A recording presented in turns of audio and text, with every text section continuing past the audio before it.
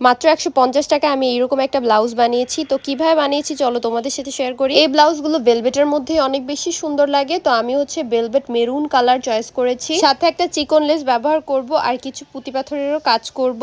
আমি কাটিং করে নিয়েছি, সেলাইটা তোমাদেরকে দেখিয়ে দিচ্ছি আর ডিজাইনটাও ক্লোজলি দেখিয়ে দিব। এই দেখো গলার ডিজাইনটা কেমন হবে, তোমাদেরকে একদম কাছ থেকে দেখিয়ে দিলাম। গলার ডিজাইনটা কিন্তু আলাদা করে জাস্ট এখানে অ্যাটাচ করে দিতে হবে। ভুলে আমার কিছু ভিডিও ডিলিট হয়ে গেছে, তার জন্য অনেক অনেক সরি। তো আমি যতটুকু পেরেছি, মানে যতটুকু আমার ফোনে ছিল, আমি তোমাদের সাথে শেয়ার করতেছি। এখন হচ্ছে আমি এখানে লেসটা ব্যবহার করতেছি। তো আমার একদম গলার যে ডিজাইনের জোড়াটা আছে ওই জোড়ার উপর দিয়ে হচ্ছে আমি এই লেসটা বসিয়ে দিয়েছি। এখন আমি পুরো ব্লাউজটা সেলাই করে নিব। সেলাই করার পরে এখানে পুঁতি পাথরের কিছু কাজ করব। তো আমি একদম সুন্দর পাতা সিস্টেমের যে পাথরগুলো আছে ওইগুলো নিয়ে এসেছি আর এখানে সুন্দর মতো আঠা দিয়ে বসিয়ে দিতেছি। ঠিক এমন করে 3টা করে পাতা পাথর যেগুলাকে বলে ওইগুলো হচ্ছে বসাই দিতেছি। তোমরা তোমাদের পছন্দ মতো পাথর বসাইতে পারো। তো আমার কাছে এই ডিজাইনটা ভালো লাগতেছিল, তো তার জন্য আমি এইভাবে দিচ্ছিলাম। তো 150 টাকা আমি কিভাবে বানিয়েছি তোমরা অনেকেই কমেন্ট করবে।